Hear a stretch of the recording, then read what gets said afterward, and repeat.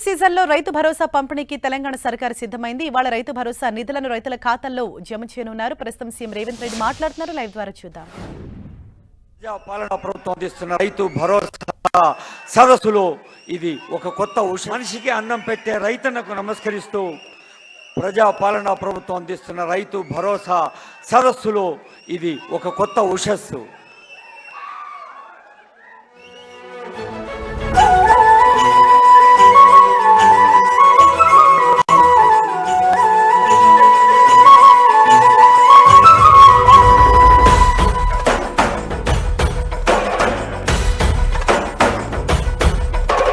పాలమూరు జిల్లాల కొండరెడ్డిపల్లెలో కొన్నదొక తల్లి పాలమూరు జిల్లాల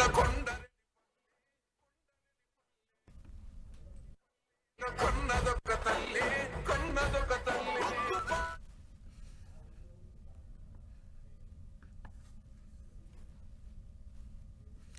ఇవాళ రైతు భరోసా నిధులను సీఎం రేవంత్ రెడ్డి విడుదల చేశారు. ఖరీఫ్ సీజన్ కు రైతు భరోసా నిధులను ఆయన విడుదల చేశారు. ఇవాళ శిల్పకళా వేదికలో ఈ కార్యక్రమం అట్టహాసంగా జరుగుతోంది. మొదట ఖమ్మం మధిరాలో ఈ సభ నిర్వహించాలని అనుకున్నప్పటికీ వర్షం కారణంగా తెలంగాణ రాష్ట్ర ప్రభుత్వం తరఫున శుభాకాంక్షలు, అభినందనలు తెలియజేస్తూ ఈ రైతు భరోసా కార్యక్రమాన్ని ఏర్పాటు చేసి సభాధ్యక్షత వహించిన వ్యవసాయ శాఖ మంత్రివర్యులు పెద్దలు తుమ్మల నాగేశ్వరరావు గారు, ఈ కార్యక్రమంలో నాతో పాటు ముఖ్య అతిథులుగా విచ్చేసిన ఆర్థిక మరియు విద్యుత్ శాఖ ఉప ముఖ్యమంత్రి వర్యులు మిత్రులు బట్టి విక్రమార్క గారు, శాసన మండలి చైర్మన్ పెద్దలు సుఖేందర్ రెడ్డి గారు, సాగునీటి పారుదల పౌర సరఫరాల శాఖ మంత్రివర్యులు సోదరులు ఉత్తమ్ కుమార్ రెడ్డి గారు, రెవెన్యూ శాఖ మరియు హౌసింగ్ శాఖ మంత్రివర్యులు మిత్రులు పొంగులేటి శ్రీనివాస్ రెడ్డి గారు, మరో సహచార మంత్రివర్గ సభ్యులు వాకిటి శ్రీహరి గారు, మరో సహచార మంత్రివర్గ సభ్యులు మహమ్మద్ అజారుద్దీన్ గారు, ఈరోజు రైతు వేదిక నుంచి కంచకరావుపల్లి కొల్లాపూర్ శాసనసభ నియోజకవర్గం నుంచి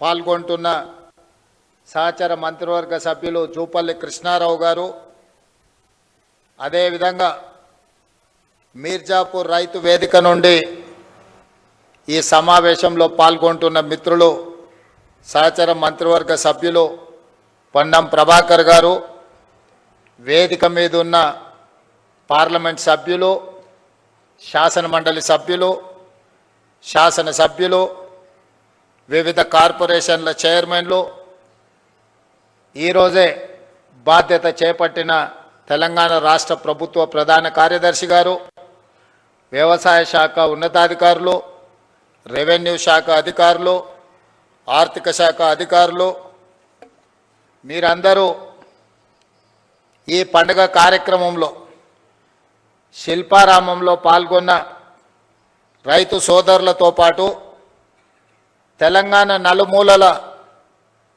రైతు వేదికలో ఈ పండుగ కార్యక్రమాన్ని వీక్షిస్తున్న లక్షలాది మంది రైతాంగ సోదరులకు మనస్ఫూర్తిగా అభినందనలు, కృతజ్ఞతలు తెలియజేస్తున్నా.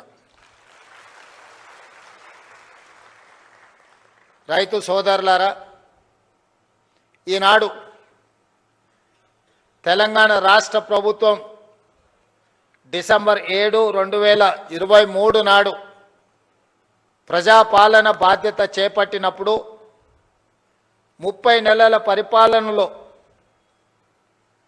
ఎదురవుతున్న సమస్యలు, వాటికి చూపిస్తున్న పరిష్కారాలు, ఈ 30 నెలల్లో రైతు సంక్షేమం కోసం రైతును తలెత్తుకొని ఆత్మగౌరవంతో బ్రతికే విధంగా వ్యవసాయం దండగ కాదు, వ్యవసాయం అంటే ఒక పండగలా ఈనాడు తీర్చిదిద్దాలి అని మన ప్రభుత్వం సంపూర్ణంగా ప్రయత్నం చేస్తుంది. ఇవాళ కొన్ని అంశాలు వేదిక మీద ఉన్న మా ఆడపడుచులు, మా అక్కలు, మా చెల్లెళ్ళు చాలామంది చదువుకున్న వాళ్ళు ఉన్నారు. మా యువమిత్రులు ఒకప్పుడు పంచగట్టుకొని వ్యవసాయం చేసే కాడి నుంచి పాయింట్ షర్ట్ వేసుకొని వ్యవసాయం దాటి ఈరోజు సూట్ వేసుకున్న సోదరులు కూడా వ్యవసాయ పనుల్లో నిమగ్నమవుతున్న సందర్భంలో కొన్ని అంశాలను మీ ముందు ప్రస్తావించాలని ఈరోజు నేను భావిస్తున్నా. మద్రాసు నుంచి ఆంధ్రప్రదేశ్ రాష్ట్రం విడిపోయినా ఆనాడు ప్రకాశం పంతులు, బెజవాడ గోపాల్ రెడ్డి ముఖ్యమంత్రులుగా, నిజాం సర్కారు నుంచి విముక్తి కలిగిన హైదరాబాద్ రాష్ట్రానికి మొదటి ముఖ్యమంత్రిగా పాలమూరు బిడ్డ బూరుగుల రామకృష్ణారావు గారి నుంచి మొదలు పెడితే ఉమ్మడి రాష్ట్రంలో నీలం సంజీవరెడ్డి కావచ్చు, చివరి ముఖ్యమంత్రి కిరణ్ కుమార్ రెడ్డి గారు కావచ్చు, 18-19 మంది ముఖ్యమంత్రులు 1947 నుంచి 2014 వరకు 6 దశాబ్దాలు పైగా పరిపాలన సాగించి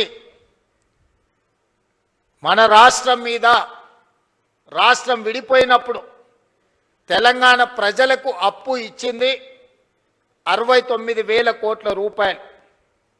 దాదాపుగా 60 ఏళ్ళు 18-19 మంది ముఖ్యమంత్రులుగా బాధ్యతలు చేపట్టి తెలంగాణ రాష్ట్రం ఏర్పడే నాటికి మనకిచ్చిన అప్పు 69,000 కోట్ల రూపాయలు అక్షరాల. జూన్ 2, 2014 నాడు ప్రత్యేకంగా ఏర్పడిన తెలంగాణ రాష్ట్రం యొక్క అప్పు 69,000 కోట్ల రూపాయలు.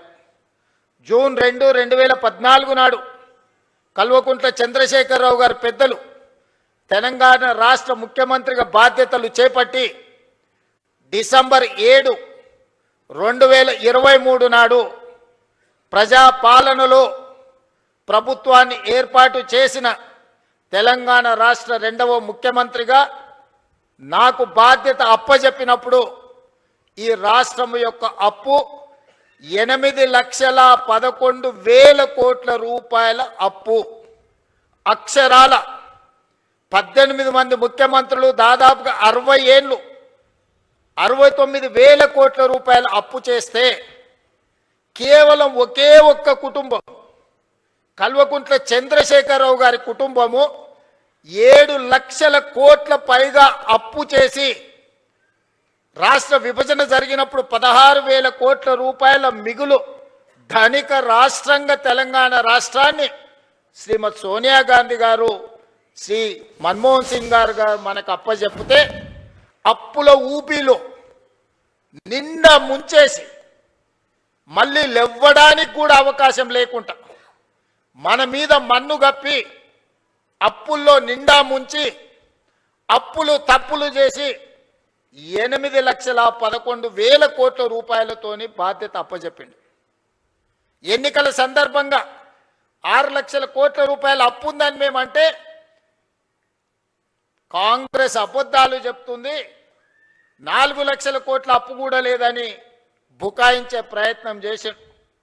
సరే అరాకొరా ఏమైనా చంద్రశేఖరరావు గారు అప్పు చెప్తుండేమో అని బాధ్యత చేపట్టిన తర్వాత ఆర్థిక మంత్రిగా బాధ్యత తీసుకున్న బట్టి విక్రమార్క గారికి మొట్టమొదటి మంత్రివర్గ సమావేశంలో నేను ఒక మాట చెప్పిన, మంత్రులందరి అనుమతితో, అసలు పూర్తిగా మన రాష్ట్రం ఎంత అప్పు ఉంది, ఏ విధమైన అప్పు ఉంది, ప్రభుత్వం ప్రత్యక్షంగా తెచ్చుకున్న అప్పేంది, వివిధ కార్పొరేషన్ల మీద తెచ్చుకున్న అప్పేంది, వివిధ శాఖల మీద తీసుకొచ్చిన అప్పేంది, ఎన్ని రకాల అప్పులు తెలంగాణ రాష్ట్ర ప్రభుత్వం మీద ఉన్నాయో లెక్కలు తీయండి.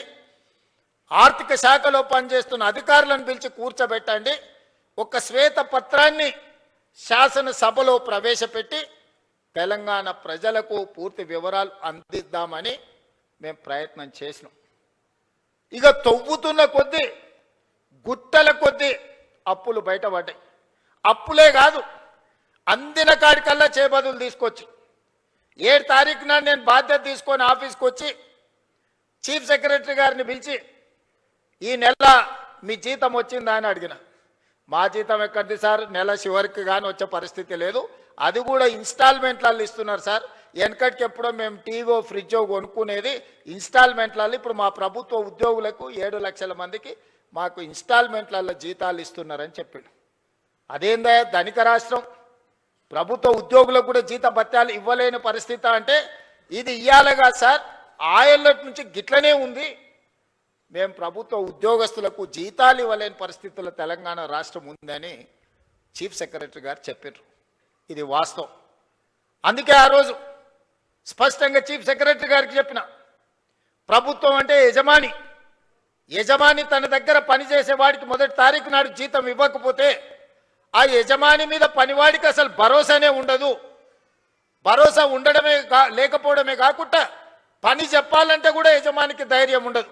సమయానికి రమ్మని అడగాలంటే, లేకపోతే ఆఖరి వరకు ఉండాలంటే హాయిగా నువ్వు లెస్స జీతం ఇచ్చినావు తీయవా, ఇక పొద్దునే రమ్మని అంటున్నావు. నువ్వు నేనేనో అప్పు చేసుకోవాలి, పాల బిల్లు కట్టాలి, పిల్లల బడి ఫీజులు కట్టాలి, ఇట్లా బియ్యం కొనుక్కోవాలి, ఇక నువ్వు ఎప్పుడో ఒకసారి ఇచ్చే జీతానికి ఇంకా పొద్దున్నే రమ్మనేది మళ్ళీ ఇదో పెద్ద పంచాయతీ అనేది అనే పరిస్థితి ఉంటుంది. అట్లా కుదరదు, అట్లా కుదరదు. కష్టమైన జీతాలు ఇవ్వాల్సిందే రిజర్వ్ బ్యాంక్తో మాట్లాడాలని మొదటి ఆదేశం ఇచ్చిన. ఇది పోను మరి ఇంకేంది పరిస్థితి అన్న, పండ్లు పాలు కూరగాయలు బడి పిల్లలకు కొనుక్కున్న కూరగాయలకు కూడా, బడి పిల్లలకు కొన్న బట్టలకు కూడా పైసలు కట్టలే. అరే అమ్మ గీ పిల్లలకు కట్టలేదని చూస్తే ఇదే కాదు, ఎక్కడ చూసినా పనులు చేసిన వాళ్ళకి పైసలు ఇవ్వలే, సర్పంచులకు బకాయి పెట్టి. చాలా మంది పాత సర్పంచులు ఉండొచ్చు, ఈడ ఉన్నారా? మీ మీ మీ టర్మ్ అయిపోయినా కూడా మీ అప్పులు 100 కోట్లు 1000 కోట్ల రూపాయలు అప్పుండేనా? సర్పంచులు ఆత్మహత్యలు చేసుకోలే? నేను వచ్చినాక మొన్ననే కదా సర్పంచులు అయింది. మరి ఈ 30 నెలల నుంచి సర్పంచులు రోడ్ల మీద ఎక్కి ధర్నాలు చేసిరు, ఎంపీటీసీలు ధర్నాలు చేసిరు, జెడ్పీటీసీలు ధర్నాలు చేసిరు, మా బిల్లులు వస్తలేవు అని. బకాయి పెట్టిందేమో బకాసూరుడు, కట్టె పాపమేమో నా మీద పడ్డది. ఇక మా సర్పంచులు అంటారు రేవంత్ రెడ్డి ఇల్లు ముట్టడి చేస్తామని. సంతోషం, రాండి, వస్తే సాయి వస్తావు, టిఫిన్ పెడతా. నేను ఎప్పుడైనా ఎవరైనా రానియలేదా? నేనేమన్నా ఫామ్ హౌజా? ఇనుప కంచెలు వేసుకొని లోపల ఉన్నానా? నేను ఎప్పుడన్నా 10 ఎకరాలలో 2000 కోట్లతోని ప్రగతి భవన్ పేరు మీద పెద్ద గడి నిర్మించుకుంటే గద్దరన్న పోతే ఎర్రటి ఎండకు 4 గంటలు గేట్ కాడ కూర్చోబెట్టారు. నేను కానీ మా బట్టన్న కానీ ఎవరన్నా కానీ వచ్చిన వాళ్ళందరూ లోపలి పిలిచి కూర్చోబెట్టి ఉన్నది ఉన్నట్టు చెప్తున్నాం. ఆ మధ్యలో మా అధికారులు అన్నారు, సార్ నువ్వు ఉన్నది ఉన్నట్టు చెప్పక సార్, నీకు దండం పెడతా అని. ఎందుకన్నా? అప్పు ఉంటుంది అన్నారు. నేనన్నా అప్పు ఉంటదు అని చెప్పి నువ్వు షేర్వాణి వేసుకొని తిరిగితే లోపల ఉన్న పరిశాని వాళ్ళకెట్టే తెలుస్తుంది? లోపల బనీన్కు బొక్కలే ఉన్నాయి, డ్రాయర్కు బొక్కలే ఉన్నాయి, అంగి లేనే లేదు. మీద షేర్వాణి వేసుకొని నేను నవాబులని చెప్తే ఏం లాభం అయ్యా? మనం నవాబులం కాదు, చంద్రశేఖరరావు దెబ్బకు బికారులుగా మారినాం. ఈ వాస్తవం వాళ్ళంతా మనోలే, వాళ్ళకి చెప్పాలి కదా. వాళ్ళకి చెప్పకుండా మనం దాచిపెడితే క్యాన్సర్ వస్తే ఇంటామెకి చెప్పలేదు అనుకో, డాక్టర్కు ఉన్న రోగం చెప్పలేదు అనుకో, సచ్చి ఊరుకుంటాం. అవునా? అందుకే నేను చెప్పిన ఇదంతే ఏం కాదు, ఏమైతే అది అయింది, కుల్లం కుల్ల ఉన్నది ఉన్నట్టు చెప్తా, లెక్కలు చెప్తా, ఉన్నది చెప్తా, చేసేది చెప్తా, చెప్పిందే చేస్తా. ఇది అని నిర్ణయించి నేను చెప్పిన. ప్రభుత్వ ఉద్యోగస్తులకు జీతాలు ఇవ్వలేని పరిస్థితి ఉంది, పిల్లలకు కాస్మెటిక్ ఛార్జెస్ ఇవ్వలేని పరిస్థితి ఉన్నది, హాస్టల్లో మెస్సు బిల్లులు కట్టే పరిస్థితి లేదు. మా అక్కలు స్వయం సహాయక సంఘాలలో ఉన్నారు, వంటలు చేస్తే వంటల పైసలు కూడా ఇచ్చలేని పరిస్థితి ఉండే. చాలా మంది మా అక్కలు ఈడు ఉన్నారు, రైతు వేదికలలో చాలా మంది ఊర్లలో బల్లె పిల్లలకు వండి పెడితే వండి పెట్టిన వాళ్ళకు కూడా మనం పైసలు ఇవ్వలేని పరిస్థితి. అప్పులు తెచ్చి వాళ్ళు కూరగాయలు మితికి తెచ్చి పిల్లల కూరల బడికి వండి పెట్టామంటే కూరగాయలు, ఉప్పు, పప్పు, బెల్లం, చింతపండు, కోడిగుడ్డు వాళ్ళే బాకీలు తెస్తే మిత్తి కట్టలేక చచ్చిపోయారు. మా అక్కలు ఇజ్జత్ కోసం మెడలు ఉన్న బంగారం, చెవులకు ఉన్న పోవులు అమ్మి ఆ అప్పు కట్టారు. ఆ పరిస్థితి ఉండే. ఇట్లాంటి దివాలా తీసిన సంసారాన్ని అప్పుల పాలు చేసి ఏం అర్థం కాకుండా గందరగోళం చేసి అప్పులు చేసుడే కాదు అడ్డగోలుగా తప్పులు కూడా చేసాడు. ఏడిపోయినా ఇజ్జత్ లేకుండా ఢిల్లీకి పోతే ఇజ్జత్ లేదు, గల్లీకి పోతే ఇజ్జత్ లేదు, పక్క రాష్ట్రానికి పోతే ఓయమ్మ ఇటు తెలంగాణలో ఇంతో మాట్లాడితే ఏం అడుగుతాడో అన్నట్టుగా తప్పించుక తిరిగే పరిస్థితి ఉండే. అట్లా సంసారం మొదలుపెట్టి 30 నెలల సమాజంలో గౌరవాన్ని పెంచుకుంటూ సమస్యల్ని పరిష్కరించుకుంటూ విధ్వంసం అయిపోయిన తెలంగాణ వికాసం వైపు నడిపించుకుంటూ ఒకటొకటిగా సమస్యల్ని పరిష్కరించుకుంటూ మిమ్మల్ని అందరినీ సమన్వయం చేసుకుంటూ పొద్దున్న లేతే రాత్రి వరకు మీ మధ్యలోనే ఉండి తప్పించుక తిరగకుండా ఫామ్ హౌస్లో వండుకోకుండా ఎప్పుడైనా మీ మధ్యలోనే ఉంటే ఇంకేం చేస్తారు, ఏం చేస్తారా కష్టం ఉందనంటే ఓ రోజు కోపం వస్తుంది, ఇంకో రోజు అయ్యో పాపం పిల్లగాడు ఏదో తిప్పలు పడుతున్నాడా నడవని సంసారం నడుపుతున్నాడు కదా అని అంటారు. తప్పించుకు తిరుగుతామంటారు, వీడు ఉత్త దొంగోడు ఉన్నట్టున్నాడా, ఎమ్మ దొడ్డకు రాడు దొంగోడు కాదు అన్నట్టుంది సంసారం. ఇట్లాంటి దొంగోడు ఎట్లా ముఖ్యమంత్రి అయ్యిండా అనుకునే ప్రమాదం ఉందా? మరి అందుకే ఇయ్యాల ఏం చేసింది ప్రభుత్వం అని అడుగుతున్నారు. నేను సూటిగా కొన్ని లెక్కలు వ్యవసాయానికి రైతుల గురించే చెప్పదలుచుకున్న, మిగతా అన్నీ నేను ఈరోజు చెప్పదలుచుకోలేదు. ఎందుకంటే ఇది రైతుల పండుగ, ఇది రైతు వేదిక, ఇది శిల్పారామం కూడా ఒక రైతు వేదికగా మార్చి ఇవాళ మా వ్యవసాయ శాఖ కమిషన్ కోదండ రెడ్డి గారితో సహా మా సభ్యులందరూ ఈరోజు రైతుల కోసం మంచి ఎట్లా చేయాలన్న ఆలోచనతోని ఇవాళ వందలాది రైతు వేదికలలో ఇవాళ మనోళ్ళందరూ కూర్చొని ఉన్నారు. నేను ఇవాళ ఉన్న విషయాలు మీ ముందర చెప్పదలుచుకున్నా. మీకు చెప్పకపోతే మీరు ఊరికెళ్ళి ఊర్లో మన పాలెళ్ళకో లేకపోతే మన దగ్గర ఉన్న వ్యవసాయ మన సహచరులకు చెప్పకపోతే ఈ సమస్య అనేది ఇట్లనే జటిలంగా మారుతుంది.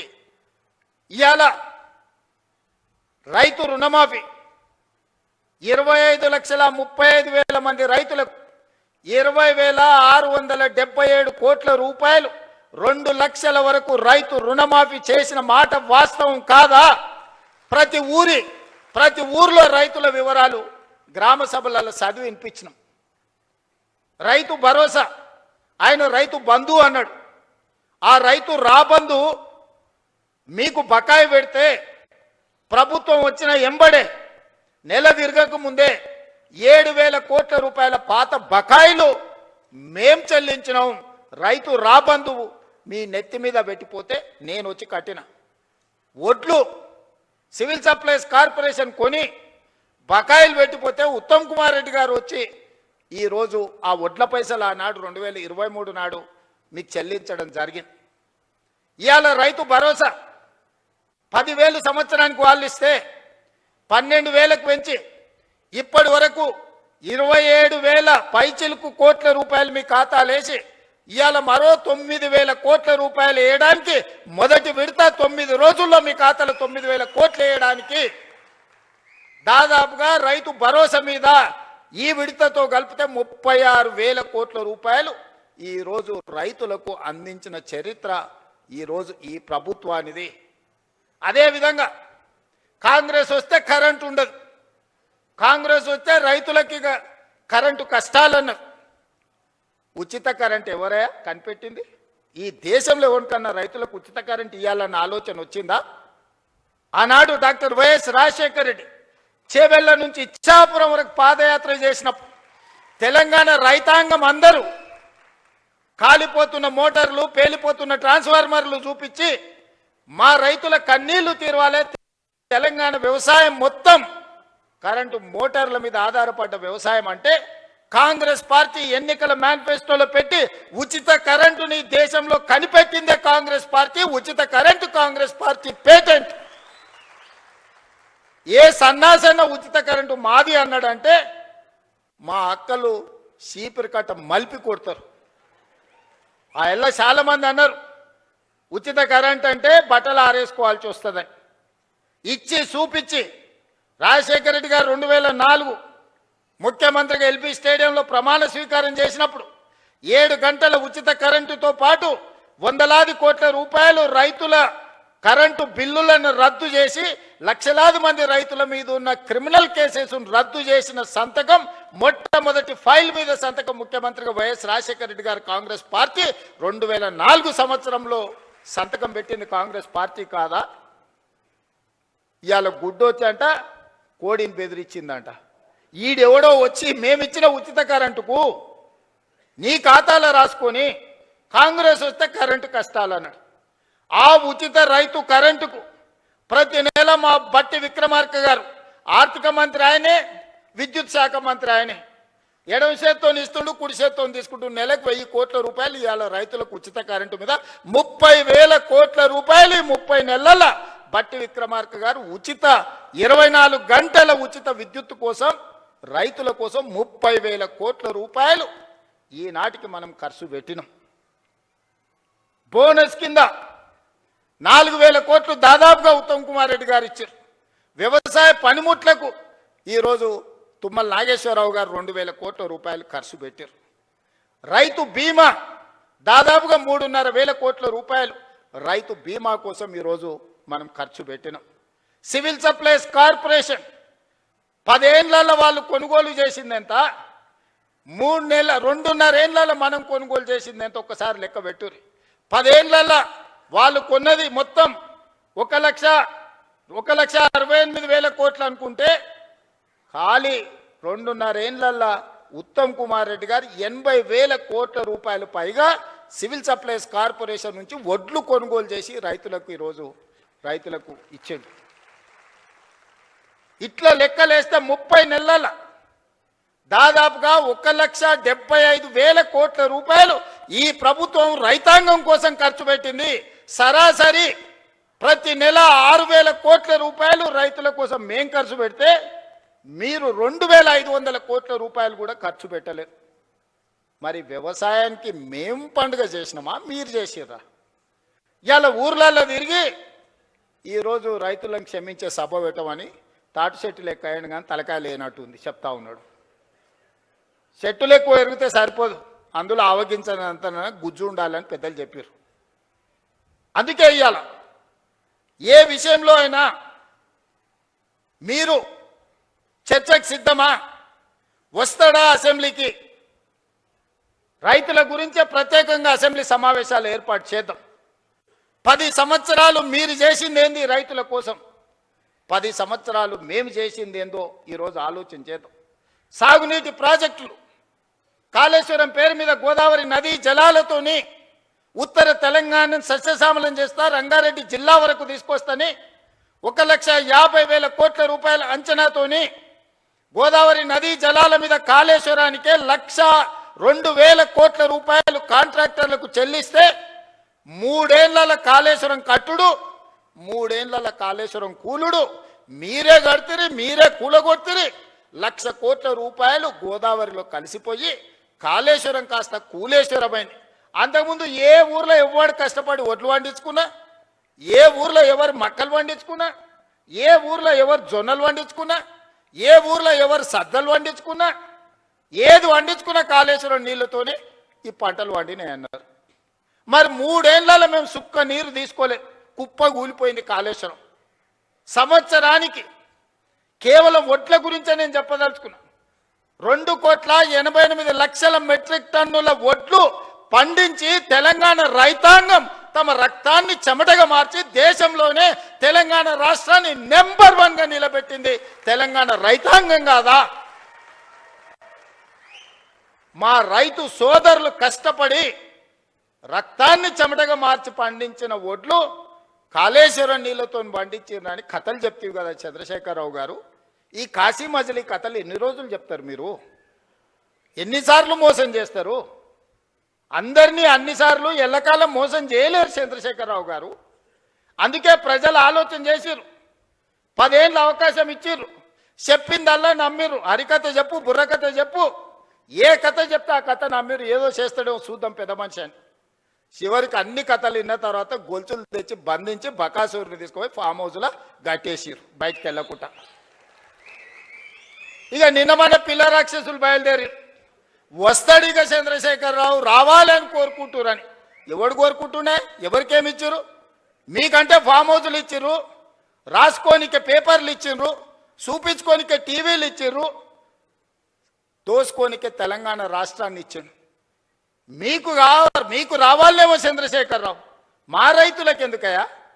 రైతు రుణమాఫీ చేయలేదు, 1,00,000 రూపాయలని 4 విడతలని అసలు లేదు, మిత్తి లేదు. చేతిలో అప్పు, చేతిలో సిప్ప, నెత్తి మీద అప్పు మిగిలిచ్చిపోయిండు. 2 సార్లు 1,00,000 రూపాయలు రుణమాఫీ అని చేసిండా?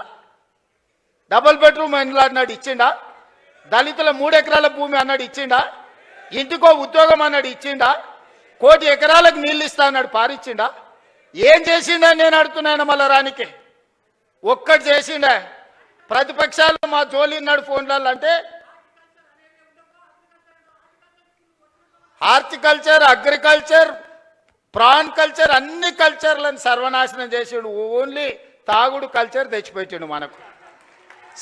సందుల బెల్ట్ షాపులు, బుడ్డి షాపులు తెచ్చిపెట్టిండు. ఆయల్లో మనం రైతు బజార్లు తెలిస్తే ఇవాళ బెల్ట్ బజార్లు తీసుకొచ్చి సందుల 7వ తరగతి చదివేటోని కూడా చేతులు బుడ్డి చేతిలో పట్టించాడు. ఆయన సాధించిన ఘన విజయం. ఆయన దేనికన్నా బ్రాండ్ అంబాసిడర్ అంటే ఇగో దీనికే బ్రాండ్ అంబాసిడర్.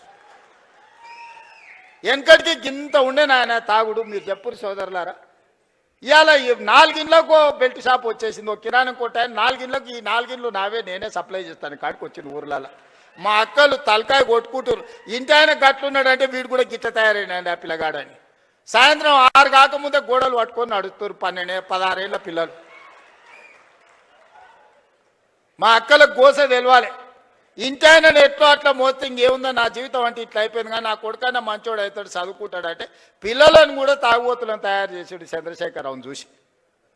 ఇవాళ ఆయన వచ్చి ఇంకా ఆయన రావాలి బయటికి. ఆయన కోసం ప్రజలంతా ఉర్రూతలు అవుతుర్రు. ఇక అయ్యగారి కోసం ప్రార్థనలు చేస్తున్నారు అని చెప్తున్నారు వీళ్ళిద్దరు పిల్ల రాక్షసులు గల్లీలో తిరిగి. ఇవాళ మీరు ఆలోచన చేయరు. 10 ఏళ్ళకే బీఆర్ఎస్ పాలన, 12 ఏళ్ళ నరేంద్ర మోడీ పాలన, 2.5 ఏళ్ళ మా పాలన మీద చర్చ పెడదాం. ప్రతి పేదోడి ఖాతాలో 15 లక్షల రూపాయలు వేస్తానన్నాడు నరేంద్ర మోడీ గారు.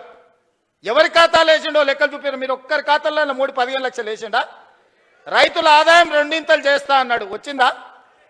సంవత్సరానికి 2 కోట్ల ఉద్యోగాలు అన్నాడు. 12 ఏళ్ళు అయింది, 24 కోట్ల ఉద్యోగాలు రావాలి. వచ్చినాయా? 2 ఇచ్చిండా, బండి సంజయ్కి, కిషన్ రెడ్డికి. ఇంకెవరికన్నా నౌకరు ఇచ్చిండా తెలంగాణలో? చిల్లి గవర్నర్ని ఇచ్చిండా? గల్లీలో మోరీ తీసే ఎన్నికలు ఉంటే వార్డు మెంబర్ ఉంటే మోడీ వస్తాడు అంటారు, కౌన్సిలర్ ఉంటే మోడీనట, సర్పంచ్ ఉంటే మోడీనట. మోడీ వచ్చి మోరీ తీస్తాడే? పెళ్లి పెద్దను చూపించి పిల్లని ఇస్తే పిల్లగాడు సంసారం చేయకపోతే ఎవరిని అడుగుతామే? పెళ్లి పెద్దను చూసి పిల్లని ఇస్తామా? మనందరం వ్యవసాయం చేసిన గ్రామాల నుంచి వచ్చిన వాళ్ళమే కదా. పిల్లగాడు దుక్కి దుంతాడా, లేదా వ్యవసాయం చేస్తాడా, లేకపోతే నౌకరీ చేస్తాడా, వీడు ఎంత సమర్థుడు అని పిల్లని ఇస్తాం. కానీ పెళ్లి పెద్ద గట్టోడు పెళ్లి పెద్దను చూసి పిల్లని ఏమంటే చెప్పు తీసుకొని కొడతారు వాడు రేపు సంసారం చేయకపోతే. బీజేపీల గతి గట్లుంది. నిన్నమాని ఒక ఆయన వచ్చిండు, నవీనో నమోనాను, ఆయన పేరు ఏందో నాకైతే మొత్తం తెలియదు. కానీ ఆయన వచ్చి చెప్తుండు వచ్చేది మాదే అని. ఏంది వచ్చేది మీది? పన్లీగులో పట్టించాలి. వెస్ట్ బెంగాల్ వచ్చింది వస్తాను. వెస్ట్ బెంగాల్ 15 ఏళ్ళు పట్టింది. తెలంగాణలో కూడా గదే గతి అవుతుంది మీకు. ఆడేనో మమతా బెనర్జీ గారు కాబట్టి మీ పప్పులు ఉడికినాయి. ఈడ మా వాళ్ళు అందరు ఉన్నారు, ఈయనే ఉన్నారు, దంచుతారు. అందుకే మిత్రులారా, ఇవాళ రైతులను ఆలోచన చేయమంటున్నా. 8,11,000 కోట్ల రూపాయల అప్పు నుంచి, నెల జీతాలు ఇవ్వలేని పరిస్థితి నుంచి ఒకటొకటిగా 8,000 కోట్ల రూపాయలు రిటైర్మెంట్ బెనిఫిట్స్ ప్రభుత్వ ఉద్యోగస్తులకు బకాయిలు పెట్టి 58 ఏళ్ల రిటైర్మెంట్ వయస్సును వాళ్లకు బెనిఫిట్స్ ఇవ్వాల్సి వస్తుందని 61 ఏళ్లకు పెంచితే 2024 నుంచి ప్రతి నెల 1000 మంది రిటైర్ అయ్యి 1000 కోట్లు నాకు అదనంగా రిటైర్మెంట్ బెనిఫిట్స్ ఇవ్వాల్సి వచ్చింది. ఆర్టీసీలో బంద్ పెట్టి వందలాది మంది కార్మికులు చచ్చిపోయి 100 రోజుల పైగా దీక్ష చేసి 100 మంది చచ్చిపోతే ఆర్టీసీ లాస్లో మునిగి నడవలేని పరిస్థితి, టైర్లకు ట్యూబ్లకు పంచర్లు వేసుకునే పరిస్థితి లేకుండా ఆర్టీసీ. ఇవాళ ఆర్టీసీ 1000 కోట్ల రూపాయల లాభంతో నడుస్తుంది. ఇవాళ సింగరేణి కష్టపెట్టి నిలబెట్టినాం, విద్యుత్ శాఖను ప్రక్షాళన చేసినాం, ఆర్థిక శాఖ ఈరోజు కష్టపడి నిలదొక్కుంటుంది. వ్యవసాయ శాఖ గురించి నాకంటే మీకెక్కువ తెలుసు.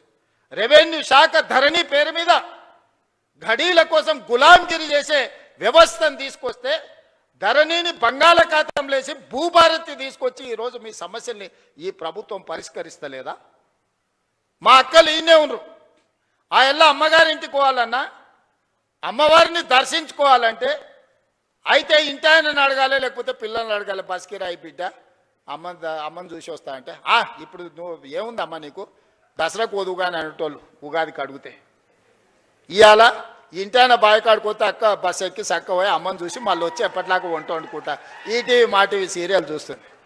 అక్కలారా మీరు చెప్పండి, మీ తమ్ముడు ముఖ్యమంత్రి అయినప్పటి నుంచి ఎవ్వరన్నా మిమ్మల్ని ఒక్క పైసనన్నా బస్ కిరాయి అడిగినరా? అక్క ఒట్టేసి చెప్పురి, ఏడు కన్నా ఎవరన్నా అడిగిర్రా? ఉచితంగా బస్సు ఇవ్వలే అక్క మీకు అందరికీ? 11,000 కోట్ల రూపాయలు మీ తరఫున ఆర్టీసీకి నేను కడితే ఇవాళ 1,000 కోట్ల రూపాయల లాభంతో ఆర్టీసీ నిలబడ్డది.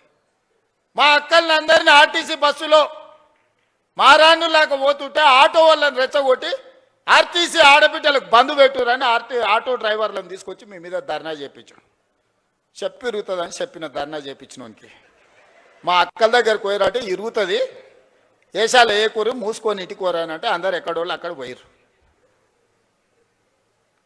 అట్లా మా అక్కల్ని ఉచితంగా బస్సులో పోతురని అవమానకరంగా చూస్తుంటే 1000 బస్సులు కొనిచ్చి 1000 బస్సులకు యజమానులకు మా మహిళా సంఘాలలో చేసి యజమానులను చేసిన మా అక్కలు ఇవాళ 1000 బస్సులకు యజమానులు. ఎవరో దాన ధర్మం మీద బస్సులో ఉచితంగా తీసుకుపోతే ప్రయాణం చేసేటోళ్ళు కాదు, 1000 బస్సులకు యజమానులు చేసిన.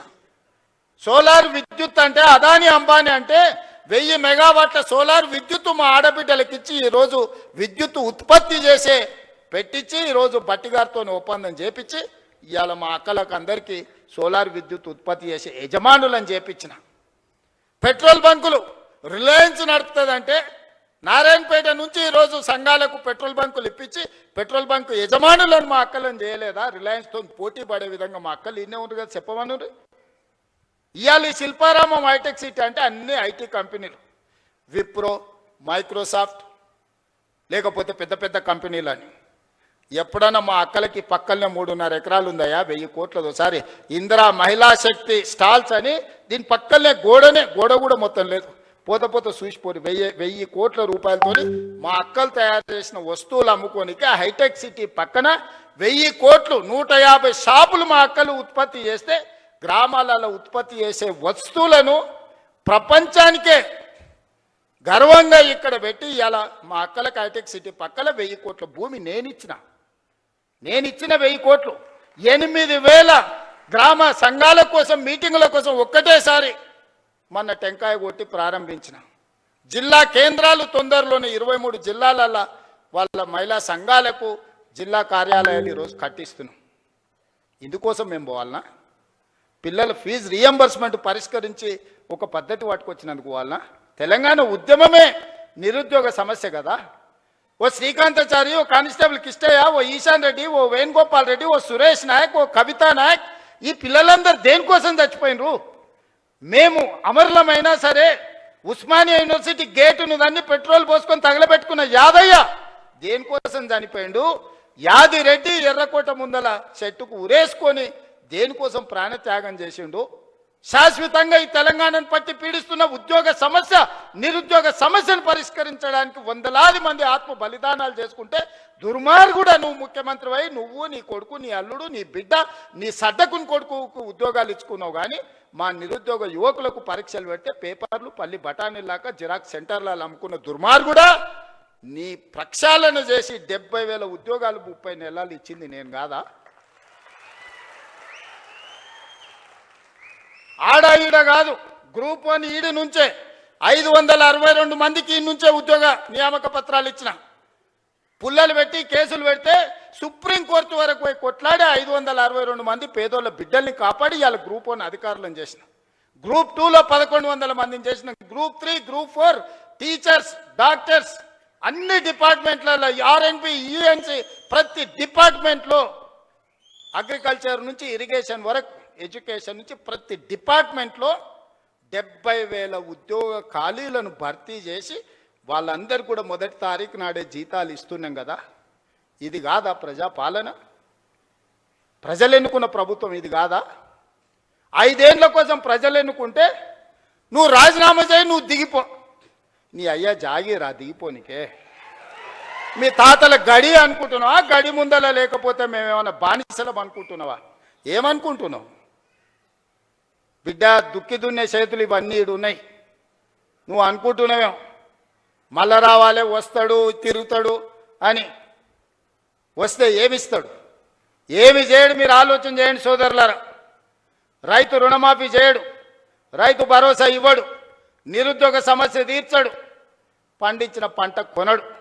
ఊరేసుకుంటే ఊరేసుకున్నట్టే అని చెప్పినోడు ఇవాళ 2,88,00,000 మెట్రిక్ టన్నుల ఉత్పత్తిని చేయటమే కాకుండా అన్ని ఒడ్లు ఉత్తమ్ కుమార్ రెడ్డి గారు కొని చూపించిండు. అట్లా చెప్పినోడు ఆయన ఫామ్ హౌస్లో 100 ఎకరాలల్లో వరి పండించుకుంటే 4,200 క్వింటాలు అమ్ముకున్నాడయా. మనకు 2,000 దిక్కు లేదు, ఆయనకు 4,200 ఏమో వడ్ల బదులు బంగారం పండిస్తున్నాడే ఫామ్ హౌస్లో. ఏమైనా గంజాయి పండిస్తున్నాయి, ఎట్లకెళ్ళి వస్తాయి? అంటే అధికారం ఉంది కదా అని నీ భూమిలో పండించిన పంటకు 4,200 కంపెనీలను వంగబెట్టి గుంజుకొని నువ్వా? ఆయన చేయగలిగింది ఒక్కటే, మళ్ళీ వచ్చిందంటే మీరు భార్యాభర్తలు మాట్లాడుకున్నా మీ ఫోన్లు ఇనుడు తప్ప ఇంకో పని చేయడు. ఫామ్ హౌస్లు ఎందుకుంటాడు? రాజకీయ నాయకులే విన్నాడంటే అర్థం ఉంది, అధికారుల ఫోన్లు విన్నాడంటే, నిఘా పెట్టిండంటే అర్థం ఉంది. పడనోళ్ళ గురించి ఏదాన్ని విన్నాడంటే సరే ఏదో పడదు కాబట్టి విన్నాడని. అరే పిల్ల మొగులు మాట్లాడుకునేది వినే సిగ్గులేనోడు ఎవడని ఉంటాడా? ఏం బతికే అది బతక? అది కూడా బతికేనా?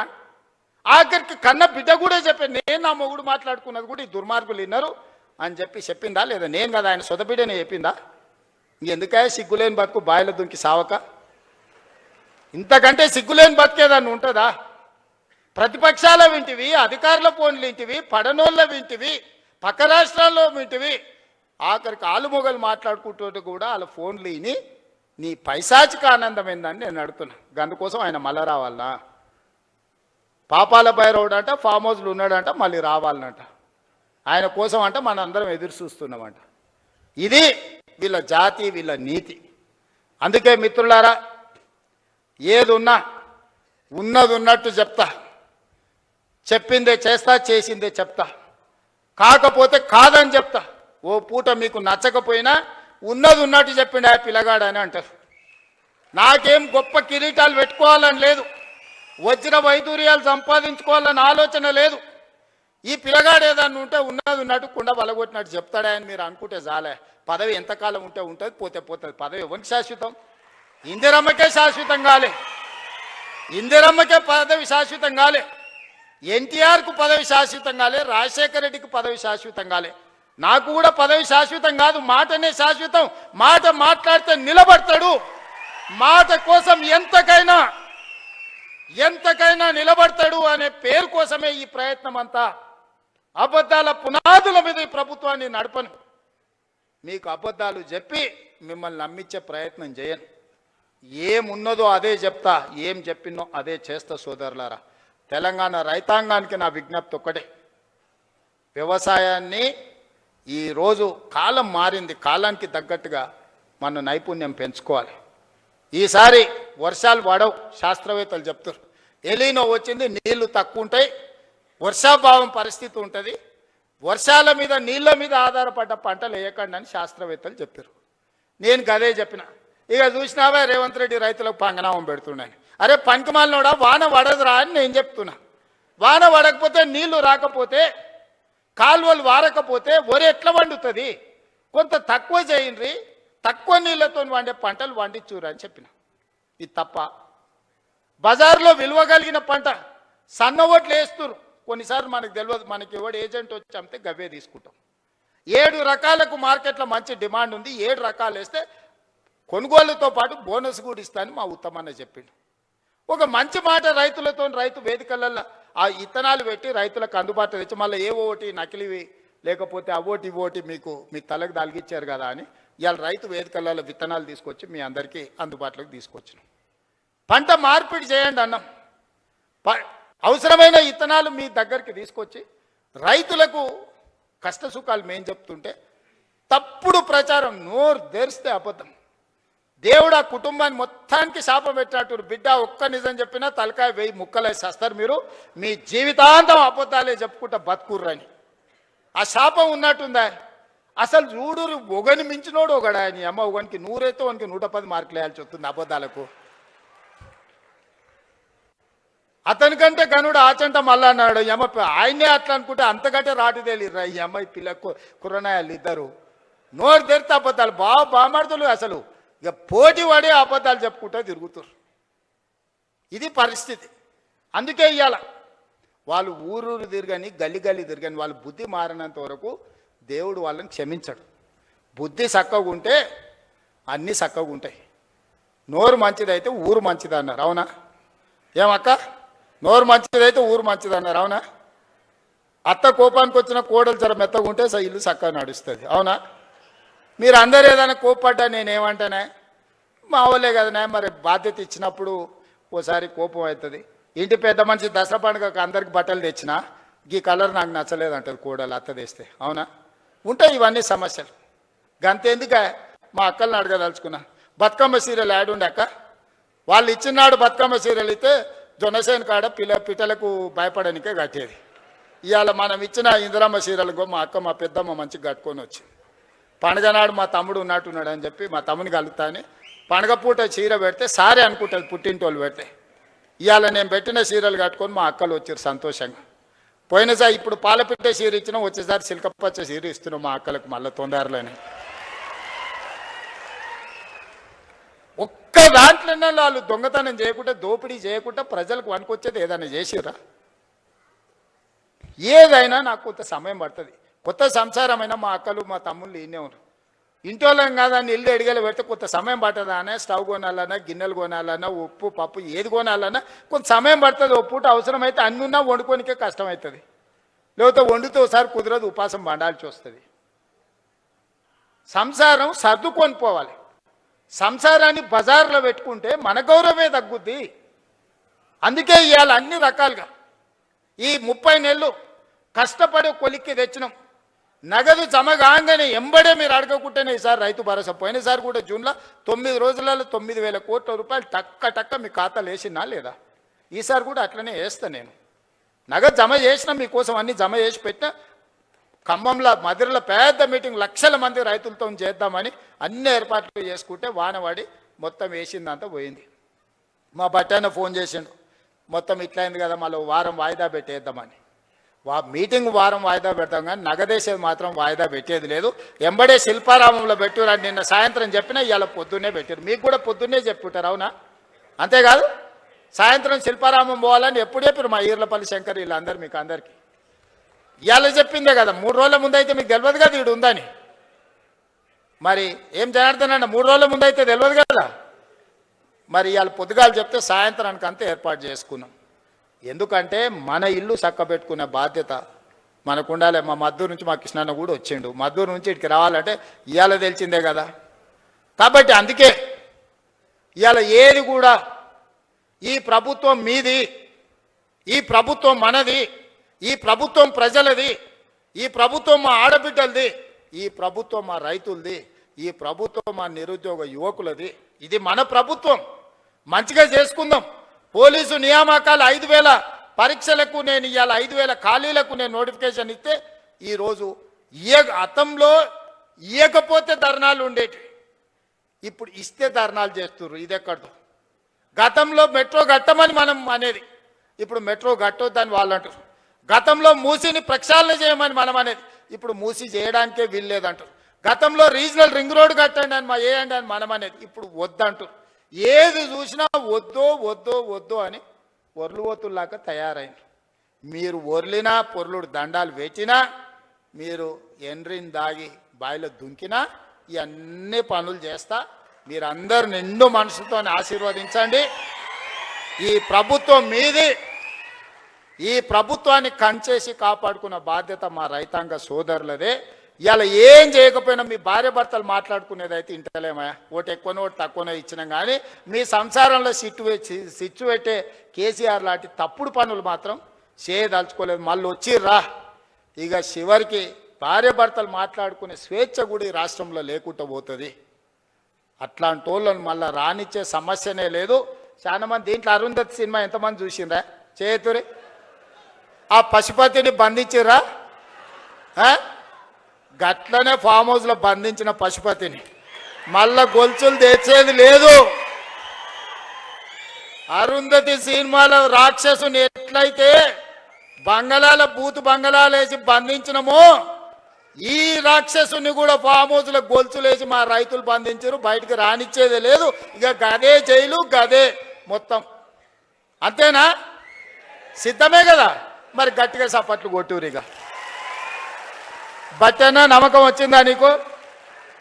నమ్మకం వచ్చింది కదా? ఓకే, ధన్యవాదాలు సోదరులారా.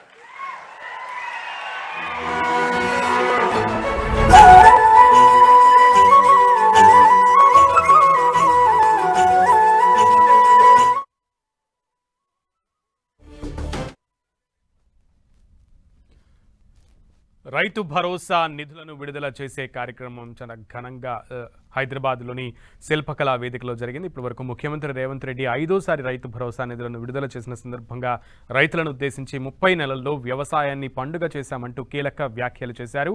1947 నుంచి 2014 వరకు పాలన సాగిందని, ఇక అలాంటి పరిస్థితుల్లో కూడా రాష్ట్రాన్ని అభివృద్ధిగానే నడిపించాం. ఇప్పుడు కూడా ఇచ్చినటువంటి 30 నెలల సమయంలో రైతులకు ఇచ్చినటువంటి హామీలన్నీ నెరవేరుస్తున్నాం, వ్యవసాయాన్ని రాష్ట్రంలో పండుగను చేస్తున్నామంటూ ముఖ్యమంత్రి కీలక వ్యాఖ్యలు చేశారు. ఖరీఫ్ సీజన్కు సంబంధించి రైతు భరోసా నిధులను విడుదల చేశారు. ఇవాళ్టి నుంచి 9 రోజుల పాటు రైతుల ఖాతాల్లో విడతల వారీగా రైతు భరోసా నిధులు జమ కానున్నాయి.